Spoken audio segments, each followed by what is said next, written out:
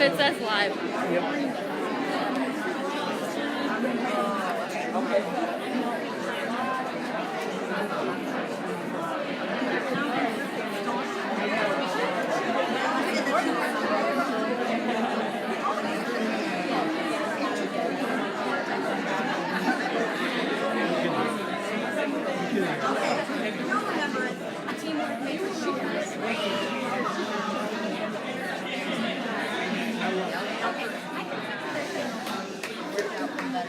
My name is Barbara Flynn Curry, and I'm currently the president of the I Will Training Academy. And it is my honor and my pleasure to welcome all of you tonight to join us for the Dawn Clark Netsch Policy Forum. As you know, it said right there, she was a trailblazer. She absolutely was. She was a member of the Illinois State Senate when very few women had ascended to that role, and she was the first woman to hold statewide constitutional office. She was comptroller, and importantly, she was also a founding mother of the I Will Training Academy. So we owe her many debts of gratitude. We have with us tonight somebody else who is important in the same light. Now, you may know him as Senator Dick Durbin. I know him as the husband of the founding mother.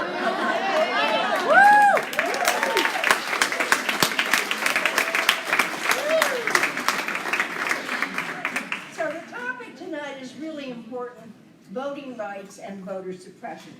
In the 2016 election, more than 76,000 voter records were hacked right here in the state of Illinois. And as you know, it was a nationwide problem. In Georgia, notably, think Stacey Abrams, notably. Since the dismantling of the Voting Rights Act, voting rights are at risk, and they will continue to be in the 2020 election. Tonight's panel will focus on current challenges and on ways that we might manage to ensure that future elections are open, fair, and free.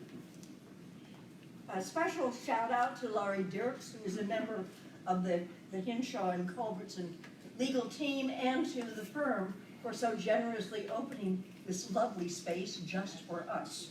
We are grateful to them. We're also joined by many of our I Will alums, members of the board, and the current delegate class. How about if you wave so we can acknowledge We are very grateful for your continuing support. A warm welcome to our moderator, Christine Zaharek.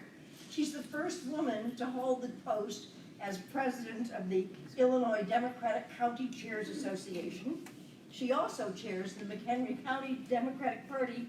She's a state central committee woman for the 14th District and a village trustee in Oakwood Hills. Zaharek is passionate about political organizing, political outreach, and the Democratic Party. So please join me in welcoming Christine Zaharek.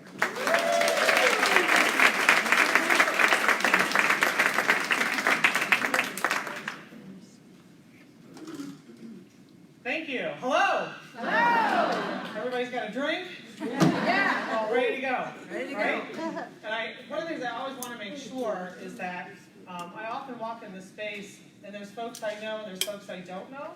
So make sure that before the end of the night that you turn to your neighbor and you meet someone that you didn't already know when you came in to kind of build out who we are and what we are, so that when we see each other in another space, our friendship circle has grown, okay? As was said, I'm Christina Zaharek, and someone mentioned, the other role that I have, I'm the mom of 5 kids, all Democrats, which is important because of where I live in McHenry County, to expand that space. And one of the things I wanted to kind of mention, I'm an optimistic person, I'm very pragmatic, and I'm also really, really concerned. And I think that women, particularly since 2016, of a certain privilege and race, like my own, are even more concerned and are stepping out and stepping up like never before, because they understand that their world perhaps is shifted and changed like they didn't expect to shift and change. And it's really important, I think, that we recognize that and we continue this effort and this push, because we're only halfway there. We got rid of one guy, and we got one more to go, right? That being said, this issue is particularly of concern to me and of concern to the County Chairs Association. Every county has a county party, and one of our things that we're tasked with is making sure that we have election judges on our side of the aisle for every precinct, right? Now, you know, this is the super sexy talk, getting in the weeds about how things kind of work a little bit, but it's really important because that job of the county parties and those precinct people, they're elected outside of Cook, and inside of Cook they're appointed. But those election judges, that job has kind of shifted. It used to be the precinct person would appoint those 2 Democrats, or in some cases 3 if you're living large. Will County. There you go. That has kind of shifted to the responsibility of the clerks, and that's a mistake. That's a really big mistake. When you come from a county like mine that does not have a Democratic clerk, or forgets that once they were elected should represent everyone, and believes and says publicly that voting should only happen on election day, and I won't say that word, and too bad if you can't get off, that's your responsibility, right? But this is real. This is very real. And in my county, I want to give you a couple of illustrations, and then we'll move into our panel. In McHenry County, we have a clerk, newly elected, who ran on the slogan, I won't hire my wife. Whole nother issue. You should see your tweets. And in this last cycle, in the municipal election, right, forgot to put someone on the ballot, listed somebody twice, disenfranchised an entire street, at least since 2016 that we can tell from voting in the municipal cycle, got the referendum questions wrong, gave out the ballot, the sample, or the ballots, the ballot styles, incorrectly, right? I can go on and on and on. And one of the things that he said to me is, "Oh, Christine, municipal elections are really hard. I just got elected." I will not repeat my response, but we have reached out to the AG's office. And this is not unique or alone. And he also wanted to tell me that, don't worry, this is a low turnout, it won't matter. Don't worry, we haven't started electing yet, or voting yet. And it was wrong, we had started voting. What he meant was, it wasn't election day. But early voting had started up at the clerk's office, right? So, but it matters. And prior to his tenure, we had another Republican clerk that was equally problematic and had, from the 2016 and the 2018 election cycle, a stack of reports from our precinct poll watchers that documented it, and still had no response from the clerk's office. But it's the role of the county party to make sure that we have eyes on the ground when these things happen. We have county clerks throughout our state, on the other side of the aisle, making sure that polling places are consolidated, taking them out of public space and putting them in churches. Why does that matter? Well, if it's not my denomination, I might feel uncomfortable going into that space. If it's not my denomination and I have to walk past a litany of images on an issue that I don't support, if I have to go by my polling place, my little village is 2,000 people. We have 2 precincts, 2 polling places, 1 in each room in our village hall. They combined them into one. Now, when you drive by, there's a line out the door, even if there's 3 or 4 people voting. Am I going to stop when I see that line? No. When I go and I am making sure now that I have a contract with one of these churches as the county, and I'm administering it, you would think that that contract would have certain items in it, like electioneering law, and maybe some training, right? That's not what our contracts have in my county. We have things like, oh, thank you so much. Here's your money. That's it. So all of these things matter, and all of these things have an impact. And if you think it's not happening here, it is. And it's up to us to make sure that we are the eyes and the ears on the ground. So enough said from me. Moving on, we have really a distinguished panel tonight, and thank you so much for taking the time, because again, this is important stuff. And it's easy, as I tell my friends, to be a Democrat here. It's much more difficult when you get farther out. And frankly, in my opinion, this is not a Democrat-Republican issue, right? This is an American issue, and we all should be concerned about access to voting. Right here to my left, we have Amy Gandhi. Amy is an attorney and a director of the Voting Rights and Civic Empowerment at Chicago Lawyers Committee for Civil Rights.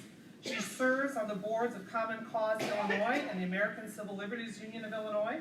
She's an expert in voter protection and civic participation. Amy aims to reduce and ultimately eliminate voting barriers in Illinois, particularly for communities of color and low-income communities. Her efforts to protect statewide voting rights were instrumental during both the 2016 and 2018 elections. We also have Sheila Nix. Sheila leads Tusk Philanthropies, Philanthropies, thank you. The emphasis was on the wrong syllable. With close to, sorry. You all know me. You should not allow me to in front of a mic.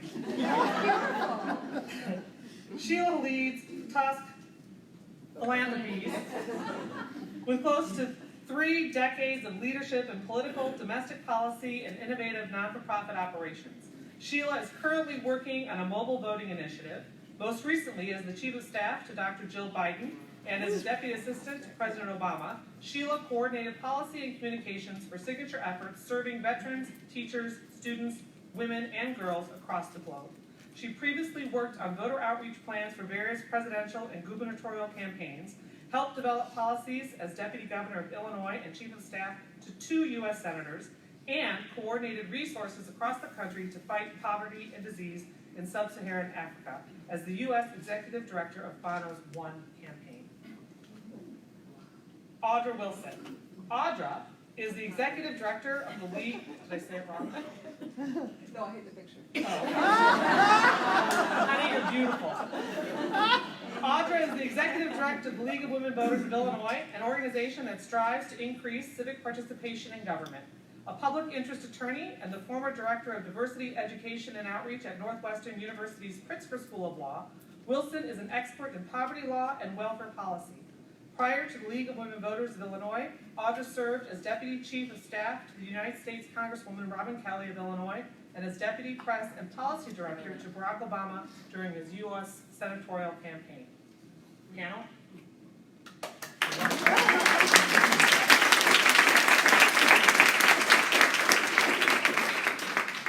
So I think I'd like to kind of, if you're okay, we go through and give a few remarks, open remarks first, and then we'll get into the good stuff. Good evening, everyone. I'm Ami Gandhi, and I'm the Director of Voting Rights and Civic Empowerment at Chicago Lawyers Committee for Civil Rights. I want to share with you a little bit about my work at Chicago Lawyers Committee and also tell you a little bit about me and where I'm coming from personally. Chicago Lawyers Committee is a nonprofit, nonpartisan organization committed to advancing racial equity and economic opportunity for all. And among our voting rights work includes election protection, which you heard a little bit about. We are here to help voters at the polls and over the phone on our 866 Our Vote hotline every single election, whether it's an election that's in the national limelight or not. We're there to help voters. We also help voters in Cook County Jail. And in addition to our election day work, which is the source of the rich data and stories that fuel the rest of our work year round, people might wonder, what on earth do we do in between the elections? The systemic level work to improve voter access includes us serving as lead counsel for the Nonpartisan Just Democracy Coalition's efforts to enforce automatic voter registration in Illinois, something that holds a lot of promise, but that our state has not yet lived up to, and that would be a game changer for voter access in our state. And we also have various initiatives to improve voter access for community members in the criminal justice system. We can't talk about protecting civil rights and protecting voters of color without talking about our broken criminal justice system and what the repercussions are for who's allowed to vote and how they're permitted to access the ballot. And one of our recent initiatives in that area was to successfully pass the Illinois Civics in Prison Bill, which passed on a broad bipartisan basis by the Illinois House and Senate. Excited for the governor's signature any day now. And it's a really novel sort of initiative that would require in-person, peer-led civics workshops on the inside, especially geared towards people who will soon be returning citizens and soon be eligible to reclaim their voting rights.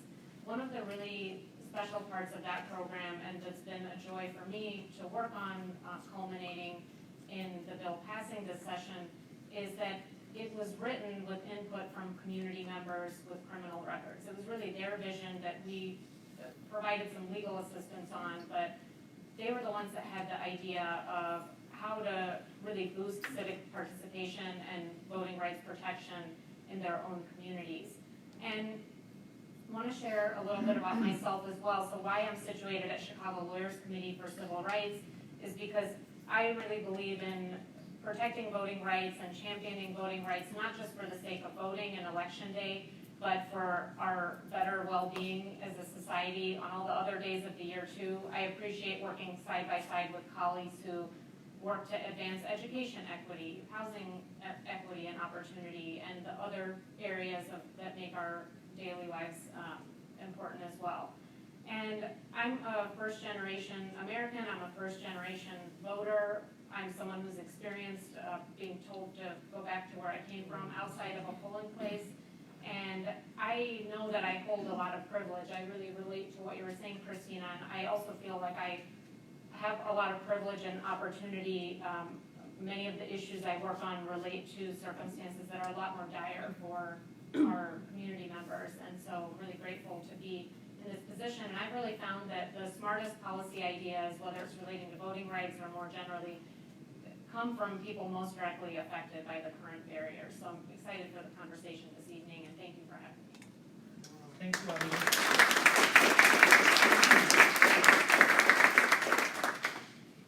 Hi, everyone. I'm Sheila Netsch. I'm the president of Tusk Philanthropies, and it's nice to be back in Chicago. I've been back and forth between Chicago and DC many times.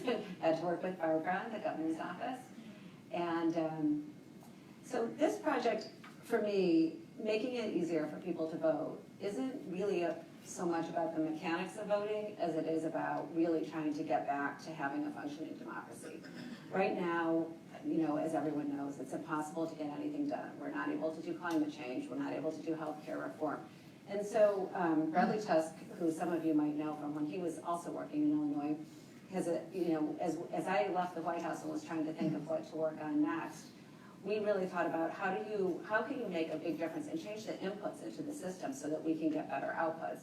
And our theory was that if you make it easier for people to vote, then you're going to have larger participation. And you know, Christina mentioned situations where you have to vote, you have to go past unpleasant areas in a polling place, or there's a long line and you literally don't have time.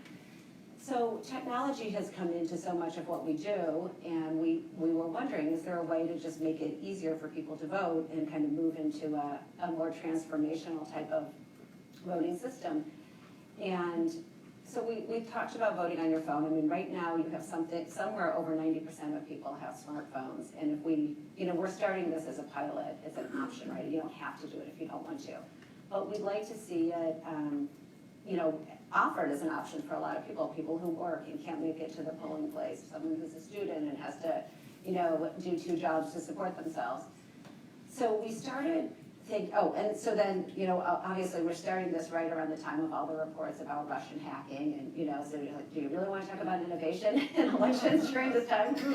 But as it turns out, with some of the new technologies, like blockchain technology and others, there's actually ways to make voting more secure than our current systems. You heard some stories already about how it's not very secure and how we have to work towards that, fixing that, even in the short term in 2020. But we believe that equally important to the security is the accessibility. So one of the ways we thought, let's just, you know, if we can find a product that is safe and secure, let's go ahead and give it a try and see if there's a jurisdiction that wants to try. So in 2018, we were connected with the the Secretary of State in West Virginia. And he had been a former military member and found while he was deployed really impossible to vote. You know, no access to a fax machine, no access to a scanner, you know, and so he, and when I worked for Jill Biden, we did a project called Joining Forces with Michelle Obama, and it was on supporting military families, not just the service member, but the whole family. So we tried to visit a lot of bases, especially when we did international travel. And anecdotally, one of the things that a lot of people said is it's very, very difficult to vote. I want to vote, I want to be able to participate, and especially in elections like a municipal election or something like that, just the effort it would take to vote wasn't worth it. So when Matt Warner, the Secretary of State of West Virginia, said he wanted to try this for military members, I thought that makes a lot of sense because I know there's a need. And it's also something that I think most Americans will say, well, yes, we might not want to make it easier for everyone to vote, but we're okay with the military.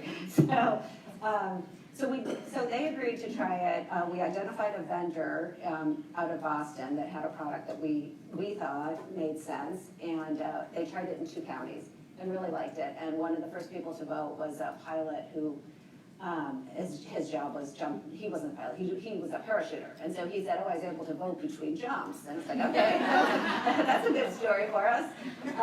So we did 2 counties, and then we hired independently a cybersecurity consulting firm called ShiftState, and it's made up of former FBI cybersecurity agents, and said, "Okay, go in and take a look at what happened in West Virginia in this pilot, and let's make sure that everyone feels comfortable with the security and how the election turned out." So they did, and they were comfortable, and so the Secretary of State then agreed to do it for 24 counties in the general election, so we were able to expand it.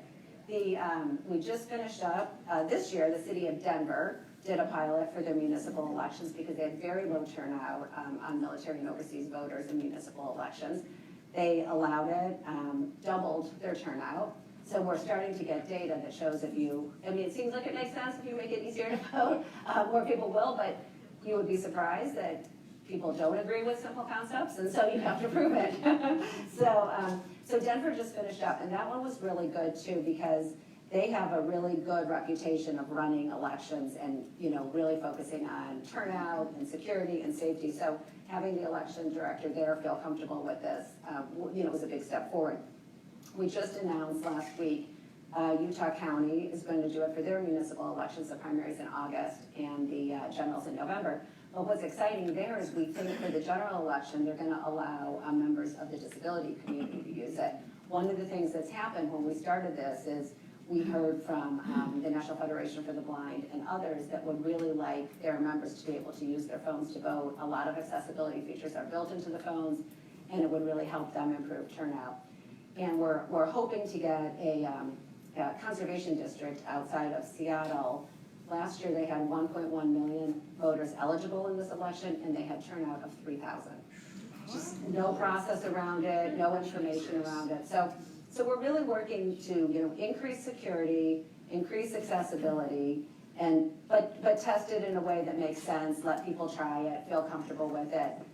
Never forced as an option. If you want to mail in your ballot or if you want to go to the polling place, if that's available to you, totally fine. But for people, students, it would be great for students who are away. It'd be great in rural communities where it's just very, very difficult to get to a polling place on election day to see if this can work. And we think if it can be done safely and securely and people feel comfortable with it, that it could really be game-changing in terms of turnout and increasing participation in democracy. So, Thank you.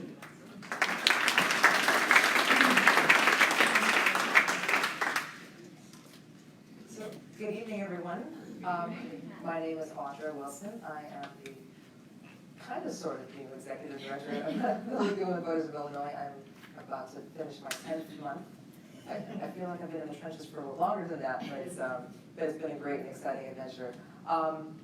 So, for those of you, many of you have heard of our organization but may not know exactly what we do or who we are, and sometimes the name can be a little bit misleading. So just for some background, the League of Women Voters of Illinois is a nearly 4,000 member organization, a statewide organization. We are a nonpartisan civic organization.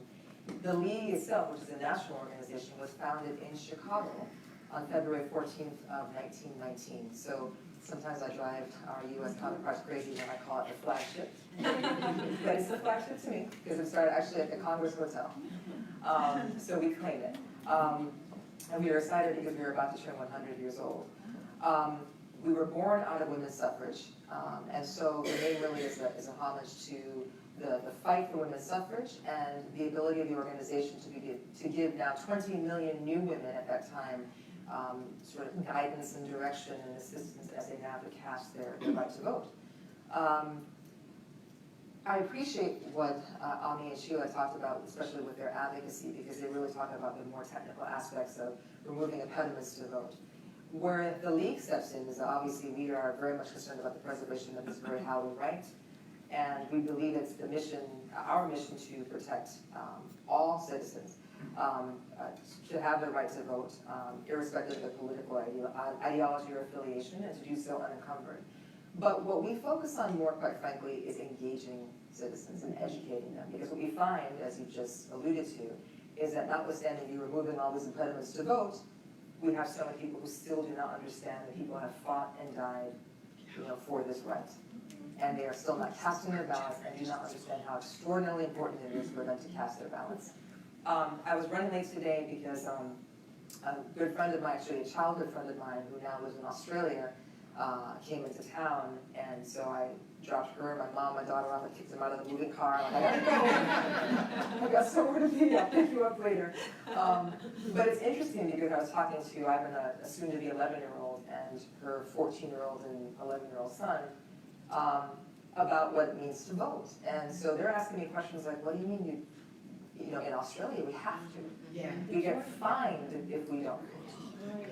And so they're scratching their heads like, what are you talking about? You guys get to not vote. And then, out of the mouths of babes. So clearly, having a very provocative discussion in the car as I'm speeding to get over here and thinking about that. And it really impacted me because I'm thinking, especially as a relatively new ED, one of the things that we are trying to do really is just to impress upon people just how we should treat this, quite frankly, like an obligation, a duty.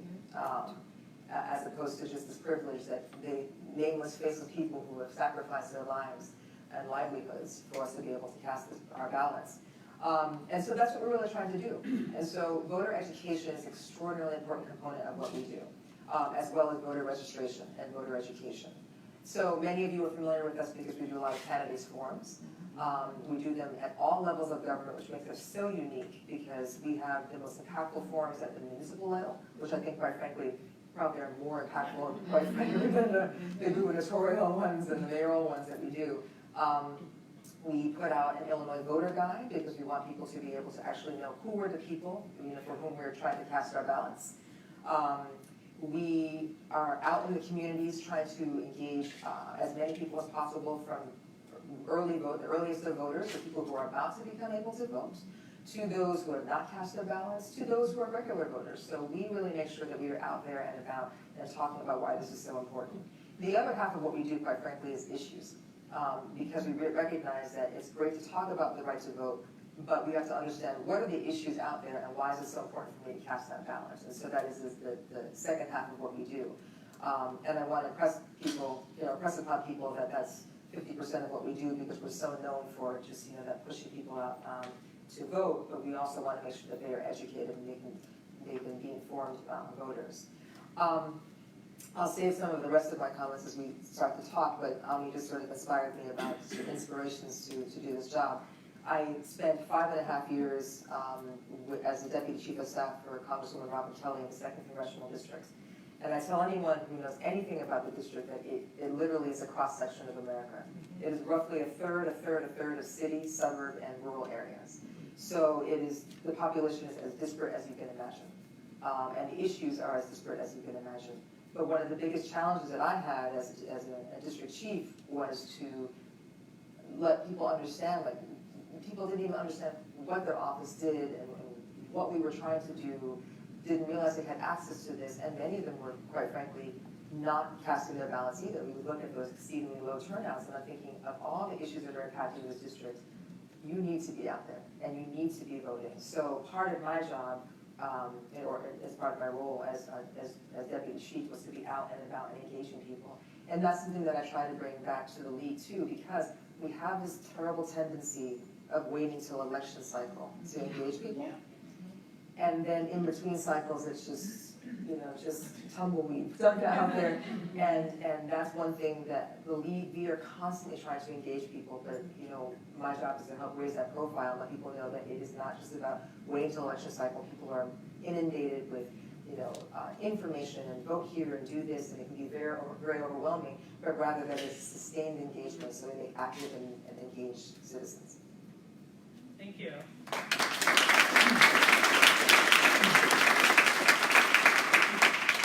There's a couple of issues here, right? There's the, and what you're kind of describing, there's a whole swath, which could be a whole other topic of why aren't people voting, right?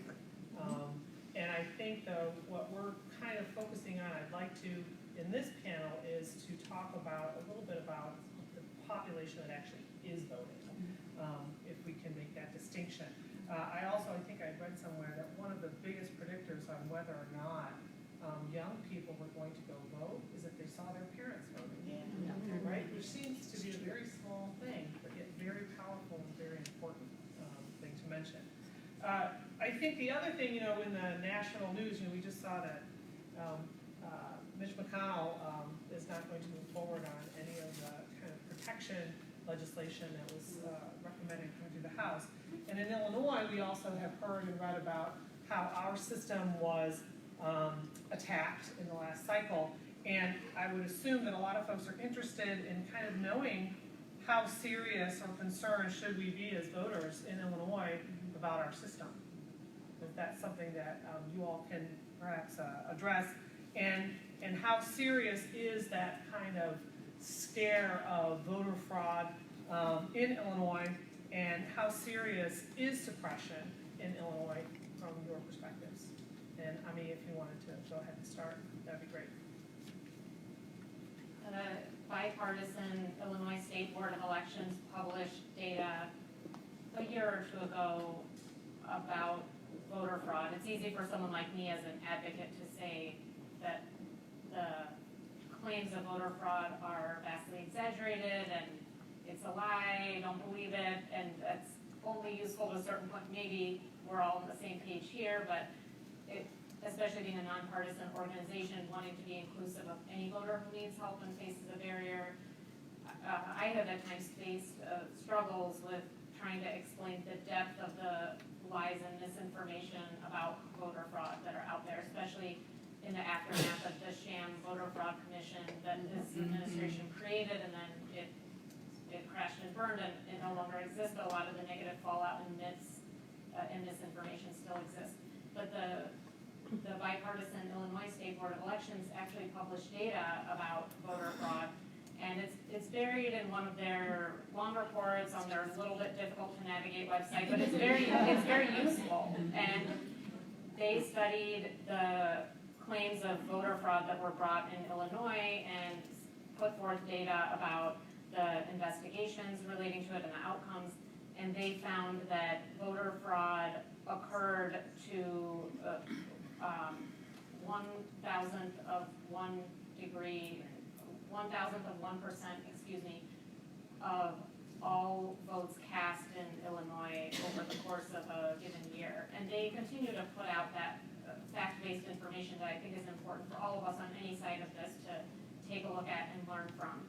So that's instructive to me, and voter suppression is real. I don't wanna be alarmist here because I like being a voter, but many of us here like voting, so I don't wanna cause unnecessary fear about our system or about opportunities for improvement to our system. But however, voter suppression occurs every single election, even in Illinois.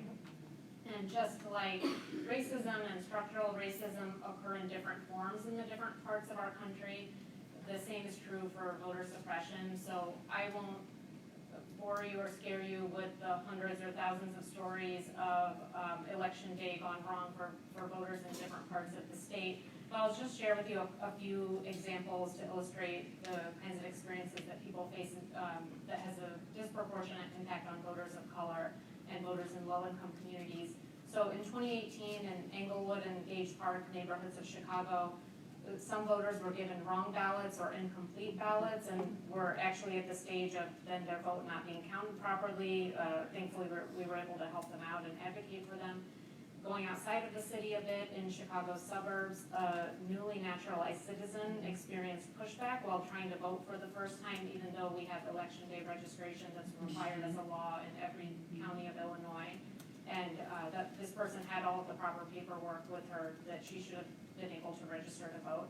And then going a bit farther out, in farther out collar counties, we advocated for voters who were experiencing political intimidation, lack of privacy, and other unfair conditions at the polls. And thankfully, in these examples that I gave you, the reason that I know about these stories is because we talked to voters real time and were able to get it addressed. I think that in Illinois, there are tremendous opportunities to fix these sorts of issues and obstacles if we or other advocates are lucky to hear from the voter real time. Because of many pro-voter sorts of policies that we have here, it's often not too late. If there's a terrible story you hear at the beginning of election day or in early voting, in many instances it can get solved. I'm from Indiana actually, and we also receive calls to our voter protection hotline from Indiana, and many times if a voter has an issue or problem there on election day, a lot of times our answer is that we're not going to be able to help you this time because of the restrictive laws in your state, and we could help you the next time around, but for today you may have lost your voice already, even if you are technically an eligible voter.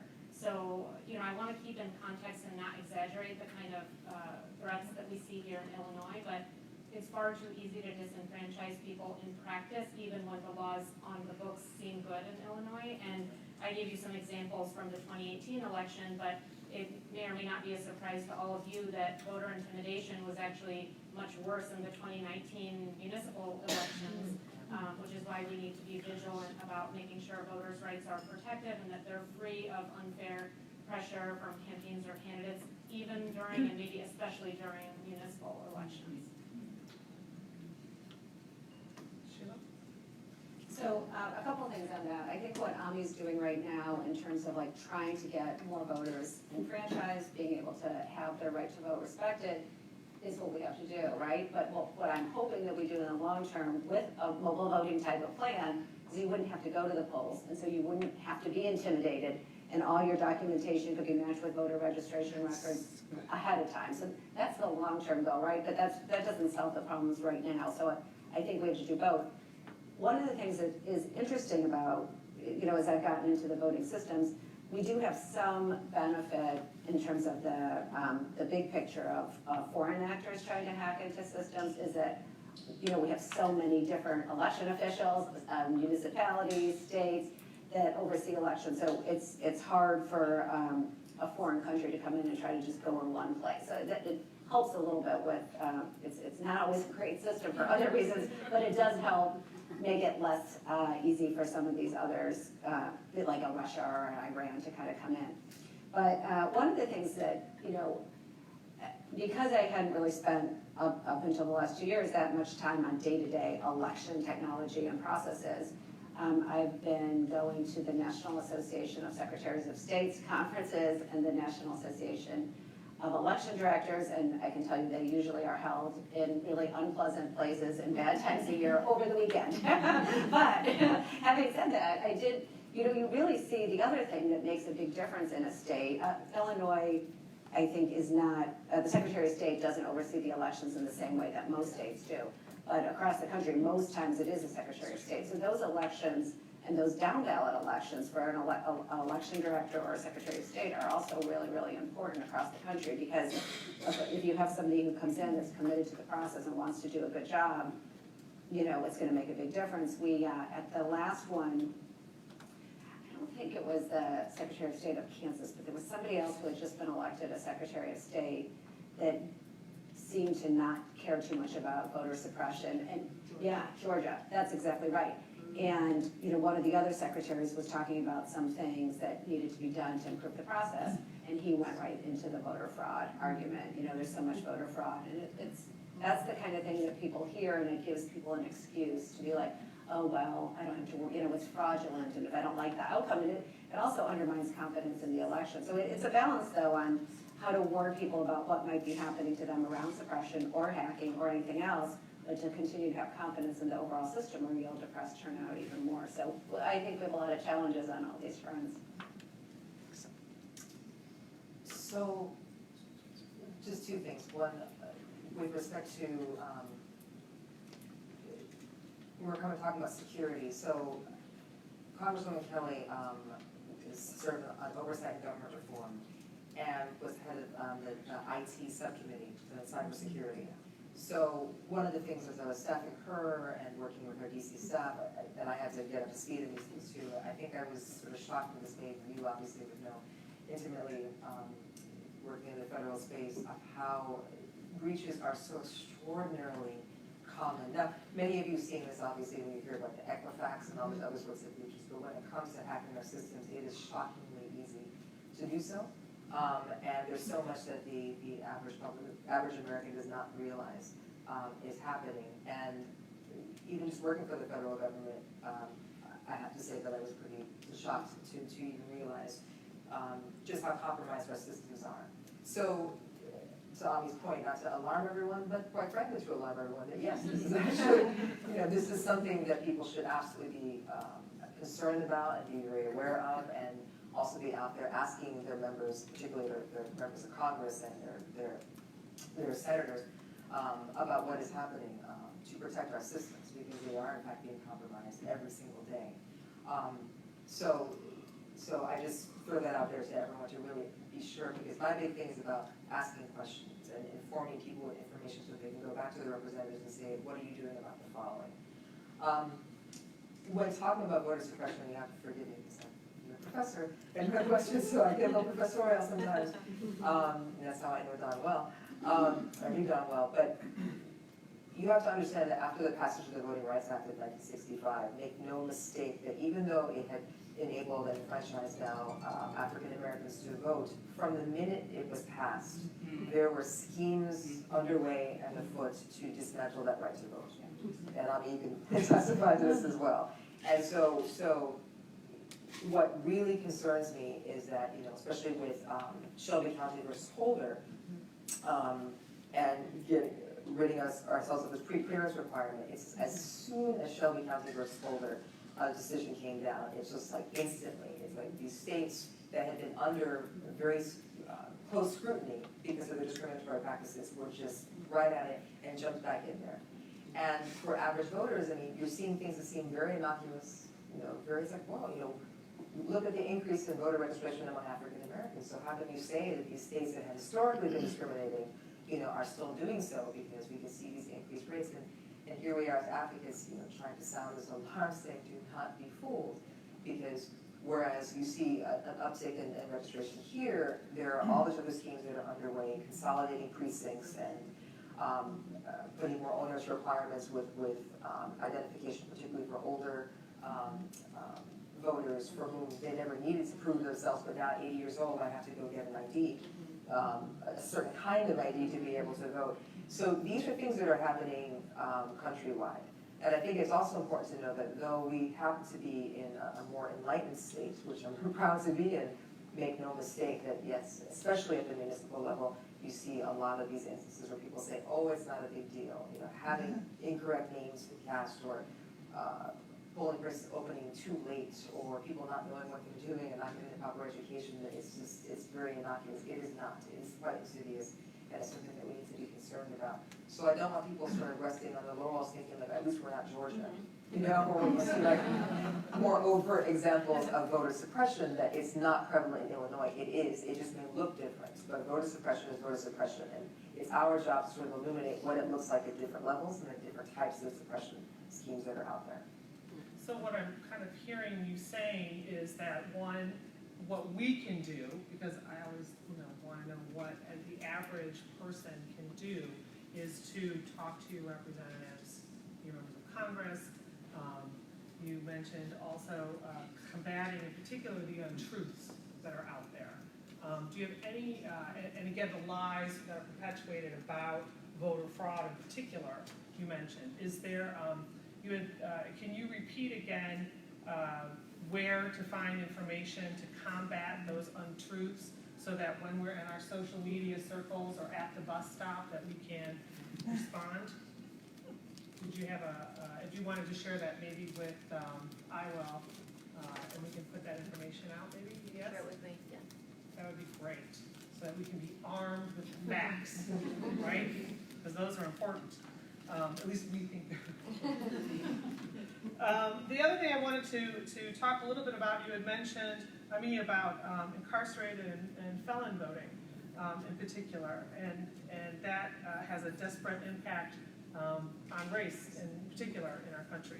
So can you, or any of the folks on the panel want to talk a little bit about the history and the reasoning behind inmate disenfranchisement, and in states that will allow some or all prisoners to vote, how does that impact political outcomes or not?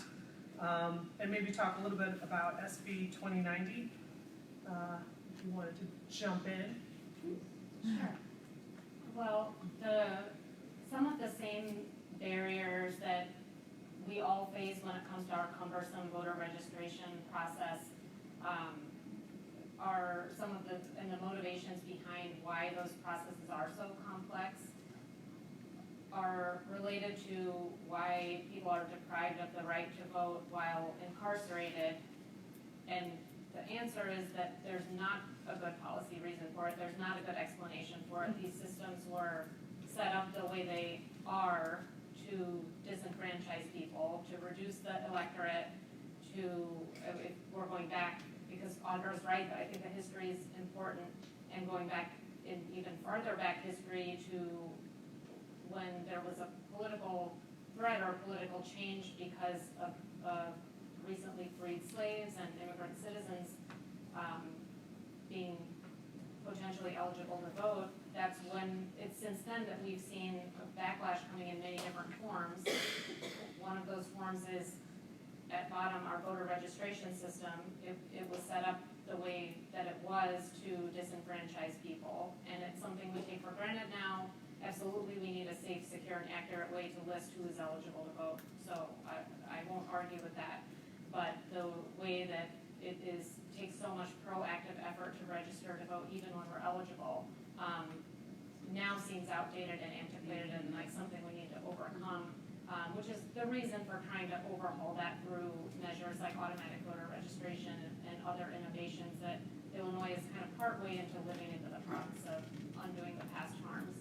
When it comes to community members in the criminal justice system, the historic reason for disenfranchising our community members was again to try to strip people of political power, to say, okay, if there's a group that's recently now become eligible to vote through emancipation, what are other ways to prevent the group from exercising political power and changing the power structure? So then you saw proliferation of laws criminalizing all kinds of different behavior, and then this tie.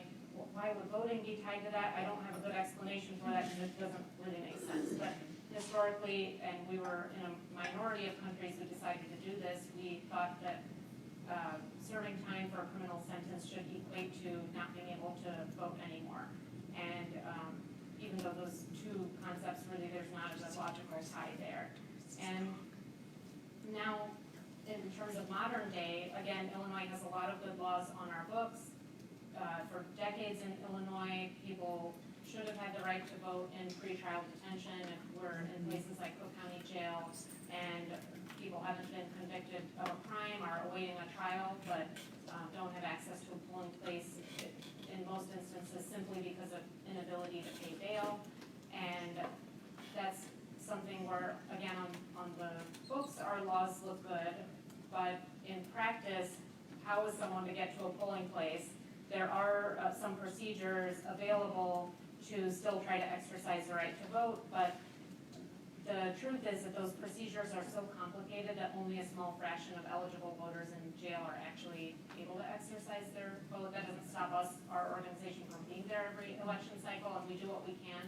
But I feel like what we're doing is just kind of a drop in the bucket compared to the larger structural problems. So I'll talk about jail before moving on to talk more about prison. And you mentioned SB 2090, and particularly because of advocacy led by wonderful advocates at Chicago Votes and ACLU of Illinois, other outstanding organizations, and really very important as well as the legislative leadership and government leadership in Illinois to try to tackle this issue. SB 2090 passed the Illinois House and Senate and is expected to be signed soon by the governor, and would make Cook County Jail a polling place, and would make it such that there could be voting machines there, election day registration there, language access there, the kinds of things that we've come to expect as Illinois voters that we should have access to, and that we do have access to in many of our neighborhoods, but that all eligible voters should have the same access to.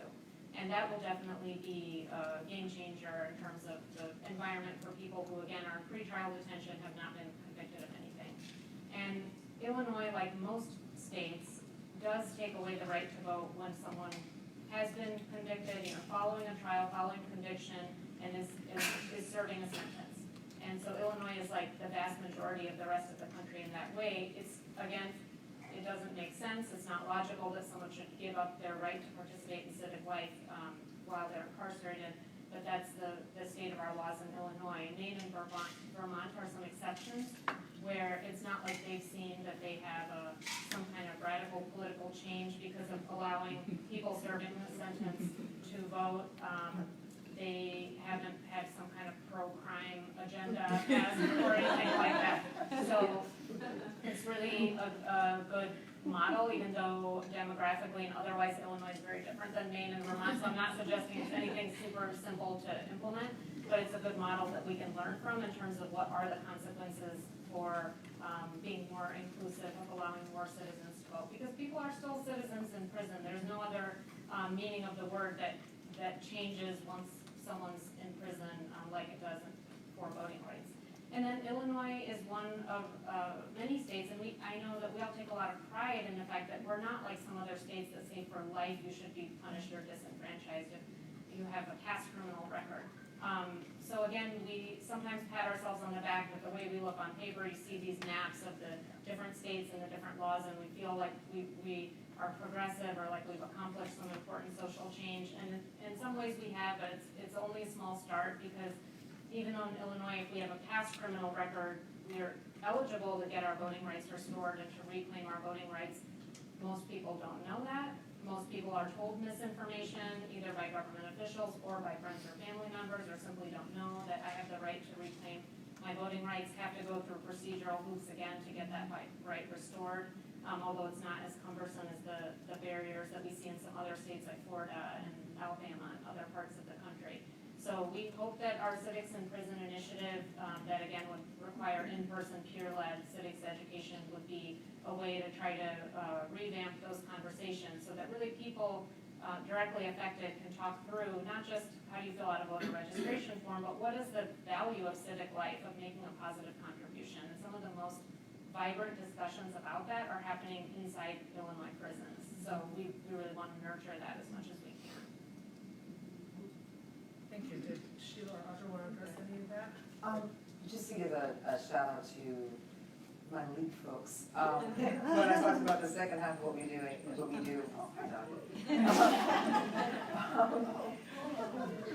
the second half of what we do being that education piece, we have league members that are actually working. We have league members who are working specifically actually in Cook County jails, and part of the mission actually is to make sure that that persons who are incarcerated recognize their right to cast the ballot. And so that is one of our initiatives, and I think it's really important, because quite frankly, as I'm trying to raise the profile of the work that we do, I was a little surprised when my lead member said, "You are aware that we do that?" I'm like, well, no, I'm not. And we need to be. You said something, and I'm flirting on that line, even though I'm head of a nonpartisan organization, I'm going to advance a conspiracy theory. I think we know exactly why we have disenfranchised these individuals.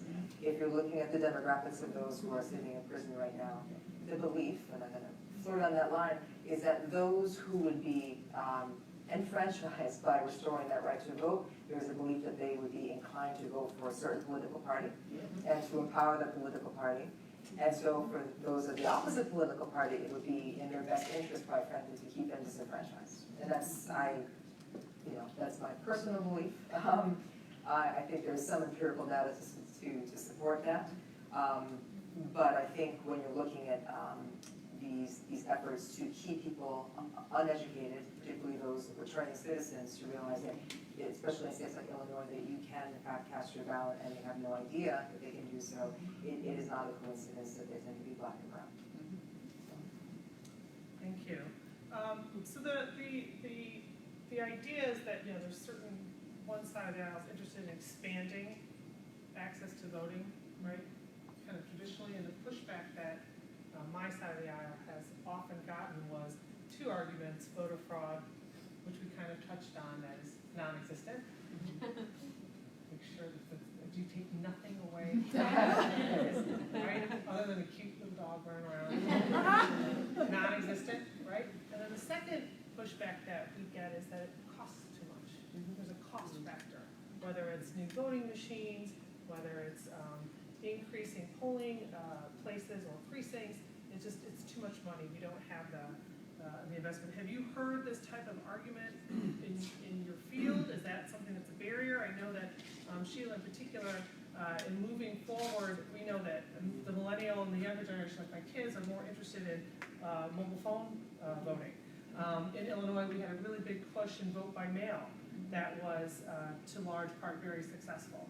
And there's interest to kind of curb that because, again, it costs too much to try to get fraud. So I wanted, Sheila, if you wanted to talk about those two things. So I totally agree with what you're saying, that when people don't want more people to vote, you will hear a lot of different arguments. It's fraud, it's cost, that's not secure, it's everything else. So you really, this is also my personal belief, that there's a lot of misinformation out there that's intentional. And it's an intentional thing because people who have benefited from the system as it is right now don't want to change it. And that, I think, is human nature in a lot of ways. It's like, if I figured out how to make this work for me, but I'm not going to go say I don't want more people to vote, or I don't want voters with disabilities to be able to participate. I'm going to say all of the arguments that you just made. And so, yeah, I think that I don't know how we solve all that other than push back with the facts where we can. But also understand, as all of us, when you hear certain arguments, that maybe you question them and ask a few more questions before you go down that path. Because in starting something new with voting like this, I kind of do an experiment, and it's, if I ask people, would you like to be able to vote with your phone, or if I'm in a cab or an Uber and I'm having a conversation with the driver and they say, what do you do for a living? I say, I'm trying to make it easier to vote by voting on your phone. People are like, yes, that would be so great. I would participate. It would make it a lot easier for me.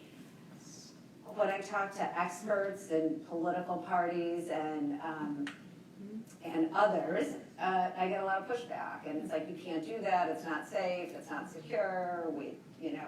And so I think it's going to, on the mobile voting and other ways of making it easier to vote, I think what's going to happen is that in addition to making sure that we can do it safely and securely and we test it, we have to create a bit of a movement behind it too, because that's when the naysayers will be pushed back.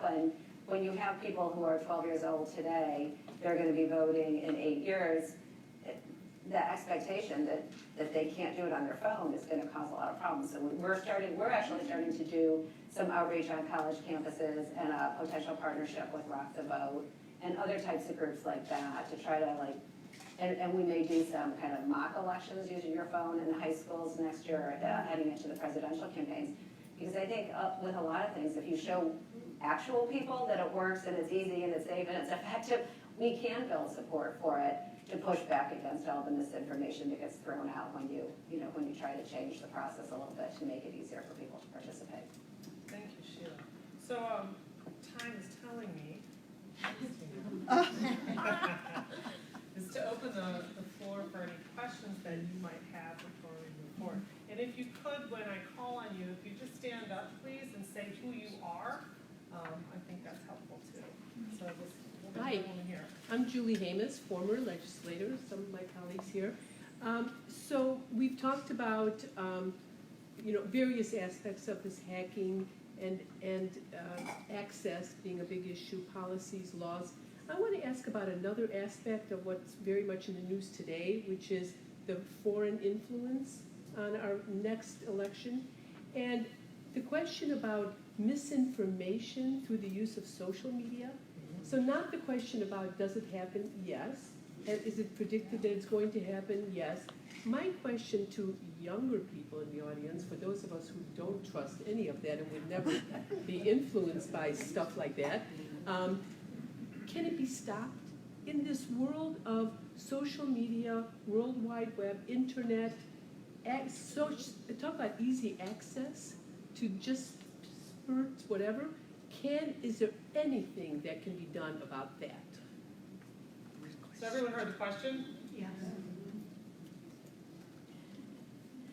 I'll try. I'm not sure that there is anything that can be done about that. I mean, I think the misinformation that happened ahead of the election in 2018 that we now know about, but maybe even knew a little bit was going on at the time, is so significant, and there's so many social media platforms. I mean, I have seen things now on Facebook and others that will indicate that like this is like a note that says this story is false or this story is, so yes, there's a little bit of that. But any of like the major changes around the technology companies, I don't see that passing the U.S. Senate anytime soon. So I don't know. I'm not really optimistic about big changes at a high level.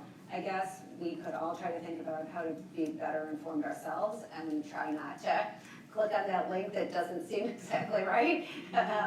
Not only for our own cybersecurity, but also, to try to share information. And I think, what Ami was saying about the Illinois State Board of Elections does provide some information. You have to really dig to find it. We could maybe all work together to try to get the true information out there about candidates, policies, anything that we can. But I don't see a big, easy solution that someone's going to fix for us. I'll just add too, although I do not have a solution either. Your question is a good one, and it's interrelated with the election security question because of what is coming to light or already has come to light about the same actors being involved in these different sorts of attacks on our democracy. I share concerns, election security related concerns about mobile voting. I would love to learn more. I'm glad that I get to learn more from you today and going forward. This is also where civics comes in, and by that I don't mean in a moralistic way. I'm telling you that your duty is X, Y, Z just because I think it is. It really has to be coming from a place of the lived experience of people in the conversation. You've heard me talk about the peer-led model that's gaining traction in Illinois prisons, but really just people talking in a way to others who trust them about their experiences and the information that they're gaining, and to try to provoke those conversations in the different segments of the community. I know there have been a lot of fierce advocates working to have civics in high school, and now in middle school is a new state law that has been passed. And so as much of a reality check and fact check as we all provide for each other, because we all need to count on each other to stay vigilant and point out when there's misinformation. And I would just echo what Ami said. I mean, we, as organizations, we do tend to work collaboratively to make sure that we are counteracting. Obviously, education is an important component of what we do, but that's when we start to align with other organizations that have that sort of information. So you're countering the misinformation with proper information, which at this point in time, until the federal government takes this issue more seriously and invests the resources that are necessary to actually combat the threat that is very real, all we can do right now is to arm ourselves and align ourselves to be able to do as large a campaign of proper information as there is a campaign for misinformation. Thank you. I'm gonna come over here in the back. My name is Tandra Law. I'm a member of the Chicago League of Women Voters, and from the north side of Chicago. I would like to make two comments. It isn't a question, I'm sorry, but it is a comment. Those comments are for those of you who are sitting here today who don't have hair like mine. Considering the current situation that we have and what you can do with your boots on the ground and what you can learn about democracy more than you have ever learned unless you already have your boots on the ground is become something we desperately need in the city of Chicago, an election judge. We need election judges so badly. I have yet, and I have been an election judge for 5 years in this city. Before that, I was in the suburbs. No problem, folks, those of you from the suburbs. But in the city, we never are fully staffed with what is mandatory for election judging. 5 election judges, Republicans and Democrats. Democracy is not pie in the sky. It is boots on the ground. It is what is happening today in your neighborhood or neighborhoods close to you. So we need desperately election judges. One day of your life, I bet all of your agencies would give you that day. They'd probably pay you for that day. And what was it, you said you had a second? The second point is, there is a program from the Foreign Policy Association called Great Decisions. It is a wonderful program. Find it, go to it, participate in it, talk actively about it. That's it. Thank you. Betsy, way in the back. Hi, I'm Betsy Dirksen-Lander. I'm actually running for Congress in the,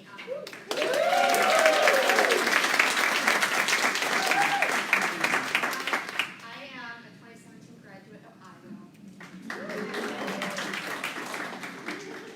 And so my question is, so we, in 2018, we saw profound voter suppression on 2 campuses in our district. We have 125,000 students in the district. We saw around 2, University of Illinois, Urbana-Champaign, and Illinois State University.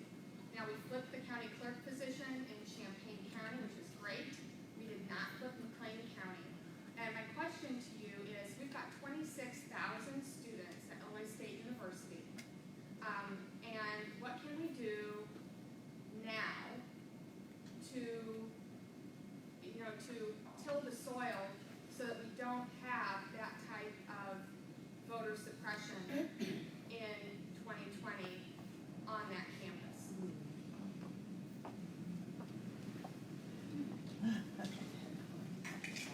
Please keep our phone number handy. 866-VOUR-VOT, and I'm not joking, please give us a call. And it has, disenfranchisement of students comes up chronically, unfortunately, in Illinois and elsewhere. We have seen a lot of traction as civil rights attorneys when working with state and local election officials, so I know I've been giving them a hard time and complaining about them today. And I also think there's a tremendous opportunity to collaborate with them before, during, and after elections, and that's why, as I mentioned, we view a lot of the election barriers, voting access barriers, as being solvable in Illinois. Certainly, that doesn't mean that it's simple, and I think it has to be driven by the strategies of communities on the ground, so I'm not suggesting I step in and would have the perfect solution, but I think there is a lot of interest in a lot of places in Illinois outside of Chicago in strengthening the climate for voter protection. And please contact us at the league as well, because we have chapters all throughout the state. And so we would love to be able to engage you with the local league that's closest to you and really talk about how we're going to be able to engage those students. Thank you. And just one other thing, Betsy, because I think it's really important what you're doing running for office and letting people know what you're hearing on the ground and participating in the system so that we can get these election changes and new voting processes in place. But I think there's probably a few others in the room that are also running for office in 2020, and I think you should just stand up so everyone knows who you are and you can talk to people afterwards. So if you're running for office in 2020, Senator, I believe that's you too. Senator Durbin, I believe you're running as well. Senator Durbin, I believe that's you too. We'd like to see you back in office. Please, for goodness sakes, we'll go right across that, then I'll come back here. The woman, yes. Oh. Get up, baby. It'll take me a while to get up. Adrian Ermer, current fellow with IWIL. I was an emerging leader with the Chicago Council on Global Affairs and did a project on compulsory voting, sort of taking a study of how the world does it. Australia has a voter turnout of 95%. In North and South America, the United States is actually ranked 15 out of 19 developed countries in terms of voter turnout. So I'm wondering what the panel thinks. Is it time for the United States to start exploring compulsory voting? Yeah. And what are your thoughts? I think all ideas to increase turnout are really important. I think I'm probably too pragmatic, having spent a lot of years in both state politics and federal. I don't see a path to that happening anytime soon. So I do think it's good to talk about it and make the comparisons. But I don't think it's gonna help us quickly enough, but maybe something we should look at in the long run. I have concerns too, from the point of view that there are so many people who are eligible voters who are not yet registered or who can't properly access the right to vote. And probably unintended, but harm nonetheless that could be caused to our community members in that situation.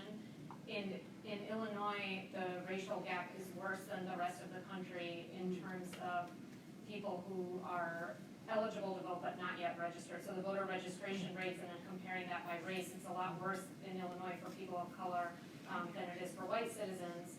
It's worse for citizens of color compared to white citizens. And that gap exists, it's kind of universal across America, but it's even worse than normal in Illinois. That's one of the reasons that we fiercely advocate for proper implementation of automatic voter registration, because if something like that was happening more universally, or even happening in a place where it's on the books and should have been happening by now, then it's a different kind of conversation about what should we be required to do if there's no procedural or bureaucratic barrier or no good reason basically why we are staying home and not voting. So until we shift just even what we're permitted to do as citizens and eligible voters, I'm worried about a potential penalty. But I hope we get there someday where that's the problem that we have, where everyone who's eligible is actually registered. And another reason why it's just so important that we work hand in hand with government leaders. There are a lot of government leaders in Illinois trying to do the right thing and trying to make registration in our processes more streamlined and workable for everyday people. And there are some agencies who are not wanting to change as needed, and so we all need to get there in terms of being in it together across advocates, voters, government officials who are the experts in their fields, and work together to make voting more fair. We have two more questions, so up front here. Hi, I'm Andrea Rayla. I ran for the first time, 85 years as a Democratic woman, ran for Cook County Assessor, where we all know what that outcome. I wanted to mention the comment that the League of Women Voter member said. It's so important to have judges. It's so very important. Our private company pays employees who want to be judges that day. We pay them for their entire day. And if we could encourage private companies to pay their workers to go and be election judges, and then the government recognizes those and honors those private companies in some kind of ceremonious thing, we could get more people out there. We've done that for 20 years. We always send someone out as an election judge. So I can understand where you come from. And I'd like to address Sheila next. I heard about this vote on the phone cell thing, and I think it's plausible and possibly good.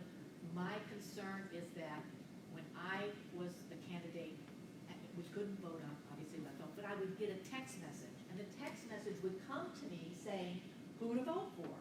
And two text messages came to me from personal PAC that said, vote for my two male opponents, vote for them because they're pro-choice. And then they had me as not pro-choice. And I support a personal PAC with thousands of dollars. And,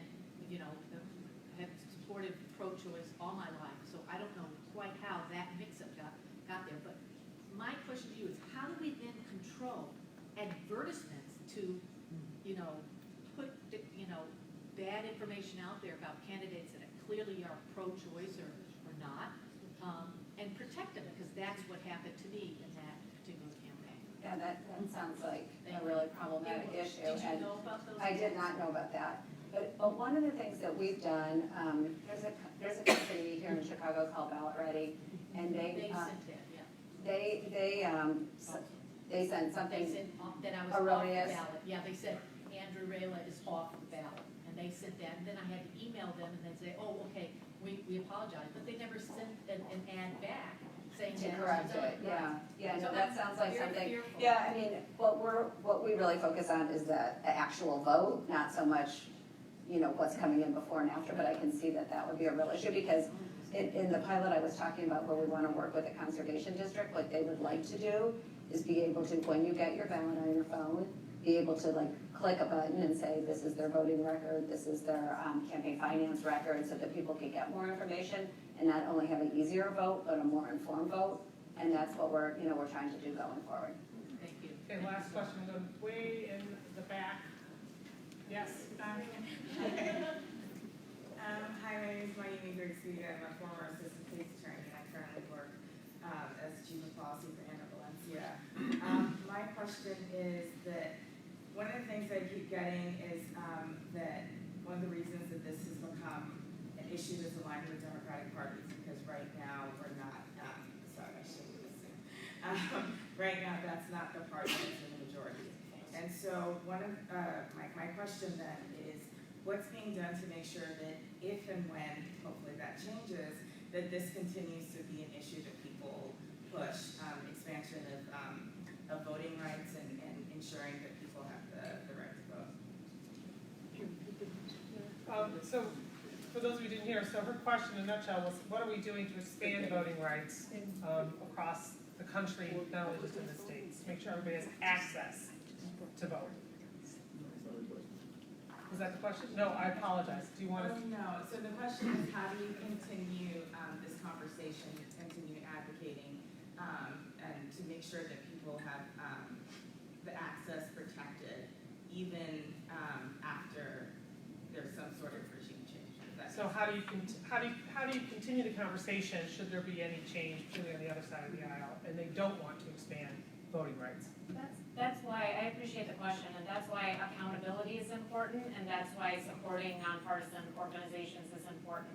So there are so many different kinds of political and civic activism, and I get that most people here are coming from a partisan point of view, and I understand that, but I think our constant support of nonpartisan voting rights advocacy is really important to make sure that people are able to elect the candidates of their choice long after this or that party is making the news for this or that reason. And we see accountability and voter access problems in the city of Chicago, in the city of Chicago municipal elections, for example, and it's not because of a party difference. And the same for different suburban areas. So we have to keep our eye on what is fair for an individual voter and really make sure that individuals and communities' rights are protected above everything else.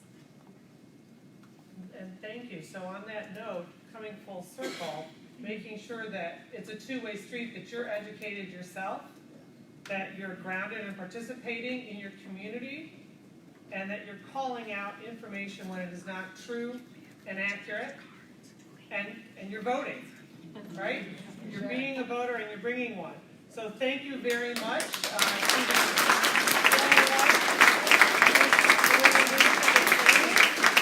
Thank you to my panelists, Amish, Sheila, and Audra, and thank you all for being here tonight.